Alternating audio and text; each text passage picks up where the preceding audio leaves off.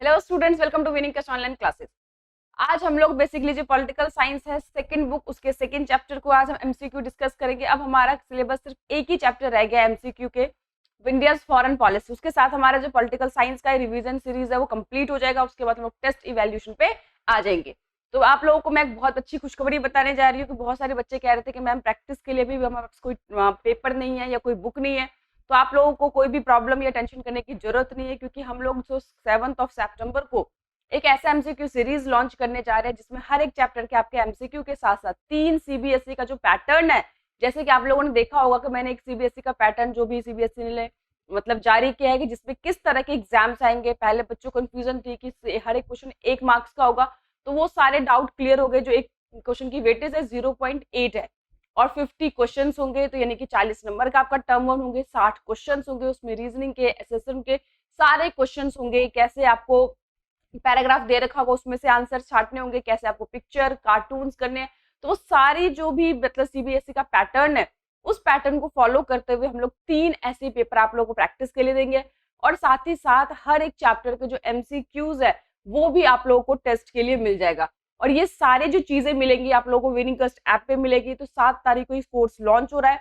जिन बच्चों ने अभी तक विनिंग कस्ट ऐप डाउनलोड नहीं किया तो प्लीज सबसे पहले तो आप लोग विनिंग कस्ट ऐप डाउनलोड कर लीजिए, ताकि आप लोग भी उस चीज का एडवांटेज ले सके, अपनी प्रैक्टिस कर सके। और केवल पॉलिटिकल साइंस ही नहीं, ह्यूमैनिटी के जितने भी सब्जेक्ट है, history, political science, economics, English, सभी के इस तरह के एमसीक्यू सीरीज आप लोगों को मिल जाएंगे। बाकी कोई भी प्रॉब्लम हो, मन में कोई भी डाउट हो, किस तरह से ऐप को चलाना है, कैसे आपको करना है, वो भी मैं बहुत जल्दी आप लोगों को बता दूंगी। तो जिन लोगों ने अभी डाउनलोड नहीं किया तो प्लीज सबसे पहले आप लोग विनकेस ऐप को डाउनलोड कीजिए, क्योंकि ये जो इंपॉर्टेंट सीरीज है वो आपके हाथों से जाना नहीं चाहिए और छूटना नहीं चाहिए, क्योंकि वही मेन एग्जाम का पैटर्न है। ऐसा ही पेपर आएगा। और जिस बच्चे ने ये 3 पेपर सॉल्व कर लिए, मैं गारंटी के साथ कह रही हूँ 90% से कम बिल्कुल भी नहीं आएंगे। मोर देन 90% मैं कह रही हूँ, क्योंकि पूरा जो सीबीएसई का पैटर्न है वो उसी को फॉलो करते हुए आपके पास 3 टेस्ट पेपर आपको मिलेंगे। उसी को सॉल्व कर लिया आपने, जैसे आपने देखा कि पीछे सीबीएसई ने जैसे पेपर पैटर्न दिया था उसी को फॉलो करते हुए वैसे ही 3 पेपर आपको एक्स्ट्रा मिलेगा, ताकि आप लोग प्रैक्टिस कर सके और देख सके कि जो भी 40 में से आप कितना स्कोर कर सकते हो। तो चलिए आगे हम लोग जो है पॉल साइंस का जो हमारा सेकंड बुक है उसकी जो एमसीक्यूज को यहाँ पे डिस्कस करते हैं। तो यहाँ पे चैप्टर का नाम है प्लान एंड डेवलपमेंट। आपको पता है नाम को चेंज कर दिया गया है, साथ ही साथ कुछ नई चीजों को भी ऐड ऑन कर दिया गया है। तो पहला एक क्वेश्चन आपके सामने है कि planning commission India was set up in, जो प्लानिंग कमीशन है, जब हमारा इंडिया आजाद हुआ हमारे इंडिया के सामने बहुत सारे चैलेंजेस थे, प्रॉब्लम थे, ये सारे हम फर्स्ट चैप्टर में डिस्कस कर चुके हैं। लेकिन अब हमारे पास रिसोर्सेज लिमिटेड थे, हमारे पास चैलेंजेस बहुत ज्यादा थे, काम बहुत करना था। जब हमारे पास टाइम कम होता है और हमें ज्यादा काम करना होता है, सबसे अच्छी चीज क्या है कि प्लान कर लो। तो वही हमारे इंडिया के जो इकोनॉमिक्स थे उन्होंने भी इस तरह किया था कि प्लानिंग कमीशन को सेटअप किया था। तो कह रहे थे कि प्लानिंग कमीशन कब सेटअप हुआ था, 1950, 53, 57 और 60 में। इसका करेक्ट आंसर है 1950 में, कि 1950 में प्लानिंग कमीशन को सेटअप किया गया।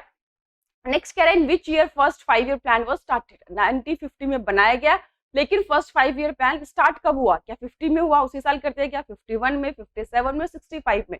तो इसका आंसर है 51 में, कि 1950 में इसको बनाया गया और 1951 में फर्स्ट 5 ईयर प्लान को ड्राफ्ट किया गया। क्वेश्चन है कि the idea of 5 year plan was adopted in India from, ये जो 5 ईयर प्लान का जो आइडिया था इंडिया ने कहां से अडॉप्ट किया, किस देश से इसको लिया, क्या यूएस से लिया, क्या यूएसएसआर से लिया, यूके से लिया, जापान से लिया। इसका आंसर है यूएसएसआर से। नेक्स्ट है कि the first 5 year plan was addressed mainly the dash sector, कि जो फर्स्ट 5 ईयर प्लान बनाया गया तो उसमें किस सेक्टर को ज्यादा प्रायोरिटीज दी गई, ज्यादा इंपॉर्टेंस दिया गया, ज्यादा जोर दिया गया, क्या इंडस्ट्री सेक्टर को, आईटी सेक्टर को, एग्रीकल्चर को, या ऑल ऑफ द अबव को। इसका आंसर है एग्रीकल्चर को, क्योंकि आपको पता है उस टाइम पे मोस्ट ऑफ द पॉपुलेशन किस पे डिपेंड थी, एग्रीकल्चर पे। इनकम का मेन सोर्स देश का क्या था, एग्रीकल्चर। एम्प्लॉयमेंट का मेन सोर्स क्या था, एग्रीकल्चर। तो इसीलिए डिसाइड किया गया कि पहले जो फर्स्ट 5 ईयर प्लान के अंदर हम एग्रीकल्चर को ज्यादा प्रमोट करेंगे, ज्यादा हम ध्यान रखेंगे, इसीलिए इरिगेशन बनाए गए, बहुत सारे डैम जो है उसको प्रोजेक्ट को लॉन्च किए गए, जो भी लैंड डिस्ट्रीब्यूशन की प्रॉब्लम थी उस सबको सॉल्व करने का डिसाइड किया गया। कह रहा है कि first 5 year plan was drafted bye, जो फर्स्ट 5 ईयर प्लान था वो किसके द्वारा ड्राफ्ट किया गया था, के एन राज के द्वारा, पीसी महालनोबिस के द्वारा, जवाहरलाल नेहरू के द्वारा, भीमराव अंबेडकर के द्वारा। इसका आंसर है कि आपने देखा होगा बुक में लिखा है यंग इकोनॉमिक्स के एन राज ने है, उन्होंने फर्स्ट 5 ईयर प्लान को ड्राफ्ट किया था। और साथ ही साथ उन्होंने ये भी किया था कि स्टार्टिंग के में 1-2 प्लान जो है बड़े स्लोली चलना है, स्लोली एंड ग्रेजुअली चल रहा है। अदरवाइज इकोनॉमी में प्रॉब्लम हो जाएगी। उसके बाद के जो प्लान है हमें तेजी से डेवलपमेंट लाना है। तो ये फर्स्ट 5 ईयर जो प्लान है वो किसने ड्राफ्ट किया था, के.एन. राज के द्वारा। सेकेंड 5 ईयर प्लान में किस चीजों पे जोर दिया गया, फर्स्ट 5 ईयर में तो एग्रीकल्चर सेक्टर को जोर दिया गया, लेकिन सेकेंड 5 ईयर प्लान जब बनाया गया उसमें किस सेक्टर को ज्यादा प्रमोट किया गया, हैवी इंडस्ट्रीज को, आईटी को, एग्रीकल्चर को, या फिर सारे को? इसका आंसर है हैवी इंडस्ट्रीज को। क्योंकि देखिए अगर आपको देश की डेवलपमेंट करना है, रोजगार की आपको ज्यादा अपॉर्चुनिटी डेवलप करनी है, तो आपको इंडस्ट्रियलाइजेशन करना ही पड़ेगा। तो इसी बात को महत्व समझते हुए सेकेंड 5 ईयर प्लान के अंदर इंडस्ट्री को ज्यादा प्रमोट किया गया, ताकि हम नई नई चीजें जो डिपेंडेंस है फॉरेन कंट्री पे एटलीस्ट वो हम कम कर सके। सेकेंड 5 ईयर प्लान जो है वो किसके लीडरशिप में ड्राफ्ट किया गया, फिर वही ऑप्शन है के.एन. राज के द्वारा, पीसी महालनोबिस के द्वारा, जवाहरलाल नेहरू या अम्बेडकर जी। तो इसका आंसर है पीसी महालनोबिस, इनके अंडर में, इनके लीडरशिप के अंडर में बेसिकली इस प्लान को ड्राफ्ट किया गया।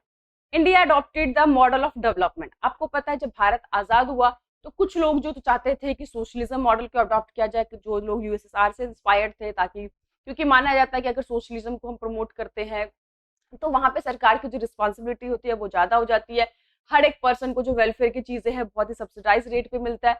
उसके ऑपोजिट कुछ लोगों का मानना था कि नहीं, कैपिटलिज्म को फॉलो करना चाहिए, अमेरिका की पॉलिसी को अपनाना चाहिए, वहां पर डेमोक्रेटिक फॉर्म ऑफ गवर्नमेंट भी है। तो लेकिन जवाहरलाल नेहरू जी ने डिसाइड किया कि हम पूरी तरह से ना तो कैपिटलिस्ट मॉडल को इस्तेमाल कर सकते हैं, ना पूरी तरह से हम सोशलिस्ट को मॉडल को इस्तेमाल कर सकते हैं। तो हमें क्या करना, इन दोनों के बीच का रास्ता लेना पड़ेगा। तो वही पूछ रहा है कि इंडिया ने डेवलपमेंट के लिए कौन सा मॉडल चूज किया, क्या कैपिटलिस्ट मॉडल, क्या सोशलिस्ट मॉडल, या मिक्स्ड मॉडल, या नन? तो इसका आंसर है मिक्स, जहाँ पे प्राइवेट सेक्टर और गवर्नमेंट सेक्टर दोनों ही एक दूसरे के साथ कॉम्प्लीमेंट्री के रोल प्ले करेंगे, ना कि कॉम्पिटिटिव का। इसीलिए दोनों को मिलाकर बीच का रास्ता चूज किया गया। कुछ सेक्टर पे गवर्नमेंट के ओनरशिप थे, कुछ सेक्टर पे प्राइवेटाइजेशन थे। नेक्स्ट कह रहा है कि who is x official chairperson of planning commission of India.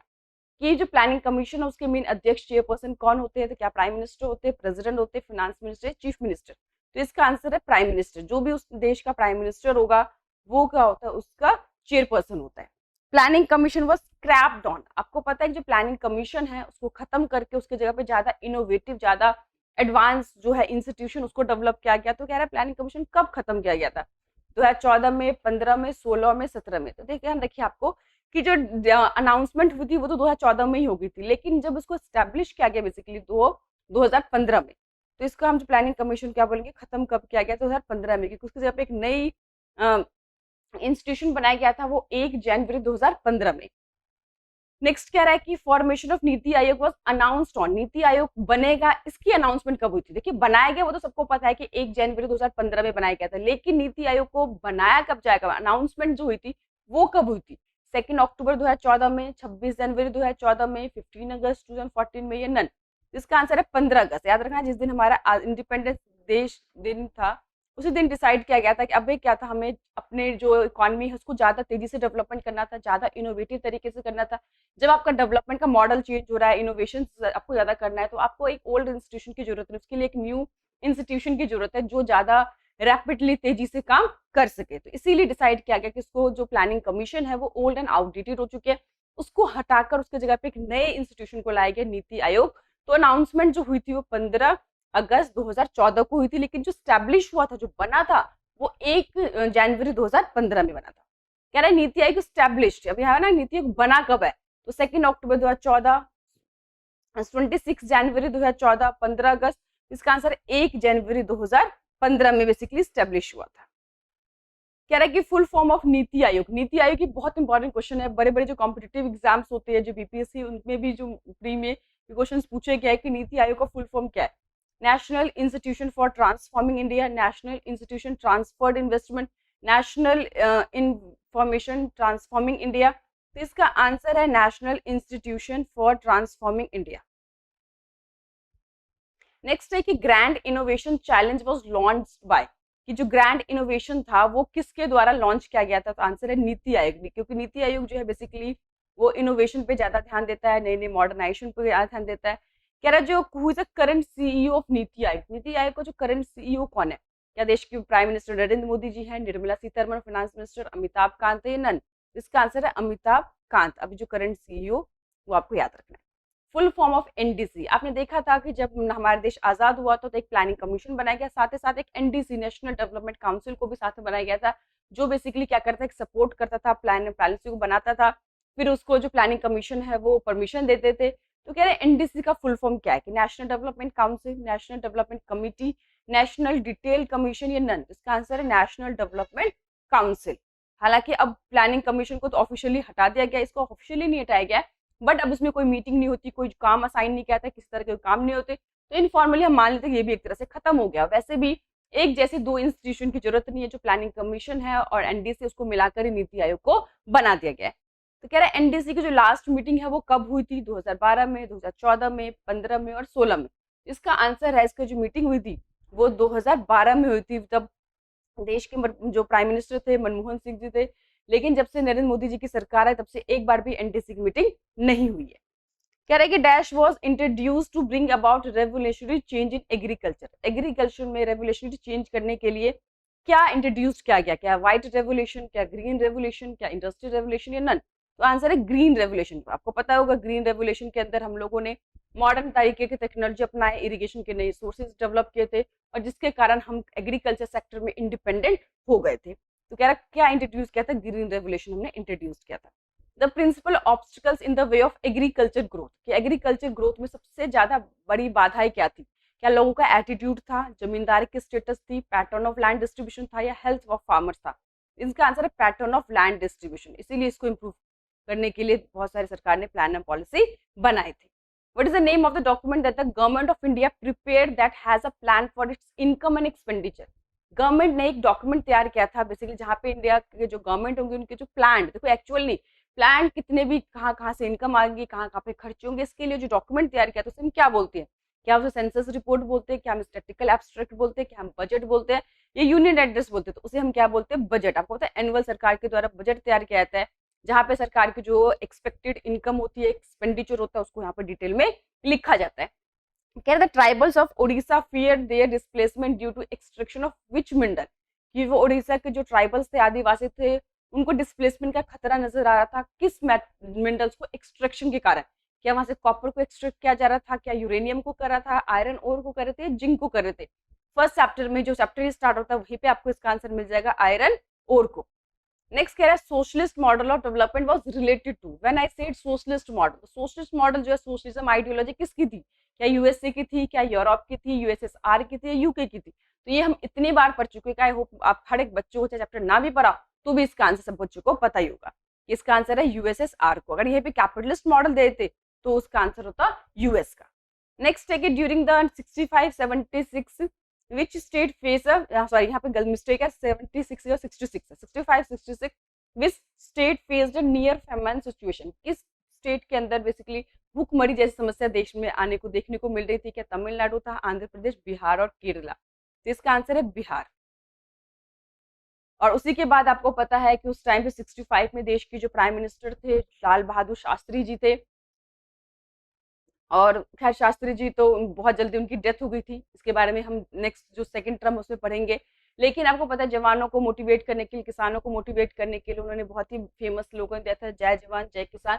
और इसके बाद हम लोग जो एग्रीकल्चर सेक्टर में काफी डेवलप हो गए थे। तो बाकी जो हम शास्त्री जी के बारे में है वो टर्म 2 में हम डिटेल में पढ़ेंगे।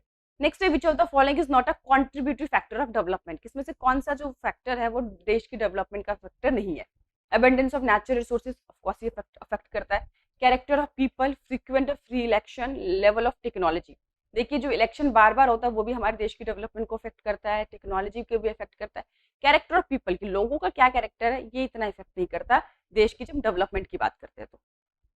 नेक्स्ट कह रहा है कि the chairman of NDC, NDC का चेयरमैन कौन है? Prime minister, president, finance minister, chief minister. जो प्लानिंग कमीशन के प्रेसिडेंट होते हैं, चेयरमैन होते हैं, वही एनडीसी के भी होते हैं, यानी कि आंसर क्या है इसका? Prime minister. Who said कि planning is a way of organizing and utilizing resources to maximum advantage in term of defined social ends? ये किसके द्वारा कहा गया है? ये जो प्लानिंग है एक तरीका है रिसोर्सेज को प्रॉपर यूटिलाइज करने का और रिसोर्सेज से पूरा मैक्सिमम एडवांटेज लेने का। क्योंकि देखो हमारे देश में रिसोर्सेज एक लिमिटेड है और जो हमारे वांट्स है, डिजायर है, बहुत ज्यादा अनलिमिटेड है। तो ऐसे में क्या करना पड़ता है? हमें प्लानिंग करना पड़ता है ताकि हम रिसोर्सेज को यूटिलाइज अच्छे से कर सके, मैक्सिमम उसका एडवांटेज ले सके। तो ये किसने कहा था? क्या केटी शाह ने कहा था, क्या प्लानिंग कमीशन ऑफ इंडिया ने कहा था, क्या डॉक्टर राजेंद्र प्रसाद जी ने कहा था? इसमें से किसी ने नहीं कहा था। इसका आंसर है प्लानिंग कमीशन ऑफ इंडिया ने कहा था। और बेसिकली प्लानिंग कमीशन बनाया इसीलिए क्या था, क्योंकि हमारे पास रिसोर्सेज लिमिटेड थे और उसी रिसोर्सेज को फुल्ली यूटिलाइज करके हमें ज्यादा से ज्यादा डेवलपमेंट, रैपिडली डेवलपमेंट करना था। कह रहे which of the following idea did not form part of the early phase of Indian development policy, कि इसमें से कौन सा आइडिया है जो स्टार्टिंग में इंडियन डेवलपमेंट पॉलिसी का पार्ट नहीं था। प्लानिंग था, क्योंकि 1950 में प्लानिंग कमीशन बनाया गया। Liberalisation, cooperative farming, self sufficiency. तो इसका आंसर है लिबराइजेशन। लिबराइजेशन हम लोगों ने न्यू इकोनॉमिक पॉलिसी जब 1991 में बनाया था, देखा था, तब लॉन्च किया गया था, तब हमारे पास ये आइडिया आया था। उससे पहले हमने स्टार्टिंग में इस चीज को नहीं सोचा था। कह रहे which of the statement of Bombay plan is incorrect. Bombay plan के बारे में कौन सी जो लाइन है, स्टेटमेंट है, इनकरेक्ट है। It was a blue print, mistake है, ब्लड ने blueprint for India's economic future. It supported state ownership of the industry. It was made by some leading industry, yet supported strongly the idea of planning. अगर आपने Bombay high के बारे में पढ़ा होगा तो आपको पता होगा इसका ये जो स्टेटमेंट है, it was a blueprint for India's economic future, ये इसके बारे में जो स्टेटमेंट है वो बिल्कुल करेक्ट नहीं है। नेक्स्ट कह रहे dash policy had been adopted by NITI Aayog. NITI Aayog ने कौन सी पॉलिसी अडॉप्ट किया? Make in India, made in India, Ayushman Bharat, startup India. तो इसका आंसर है मेक इन इंडिया। ये जो पॉलिसी है वो नीति आयोग के द्वारा अडॉप्ट किया गया था। कह रहा dash is the current vice chairperson of the नीति आयोग। नीति आयोग के जो वाइस चेयरपर्सन है वो कौन है?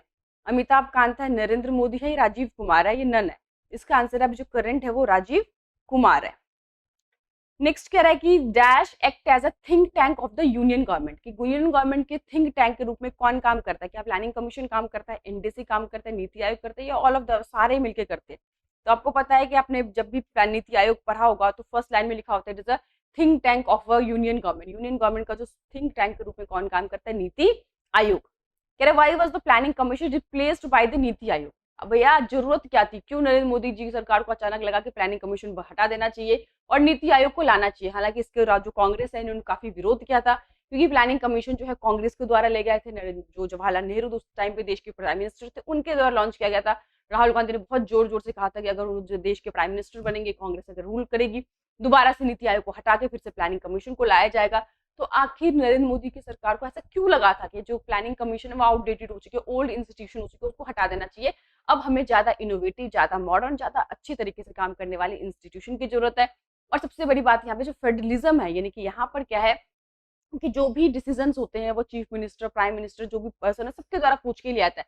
ऐसा नहीं है कि आपने एक प्लानिंग बना लिया सभी स्टेट को दे दिया कि आपको फॉलो करना है, क्योंकि हर एक स्टेट के अपने रिसोर्सेज अलग है, रिक्वायरमेंट्स अलग है, और स्टेट की जो प्रॉब्लम है, जो स्टेट के जो चीफ मिनिस्टर वो ज्यादा बेटर तरीके से जान सकते हैं रेदर देन कोई भी एक प्लानिंग कमीशन का जो मेंबर है या देश के प्राइम मिनिस्टर से ज्यादा चीफ मिनिस्टर उस चीज को समझ सकते हैं कि उनके देश में, उसके स्टेट में कितने रिसोर्सेज है, क्या क्या प्रॉब्लम्स है, क्योंकि बेसिकली वो लोकल लेवल पे काम कर रहे हैं। बात समझ में है कि नहीं है?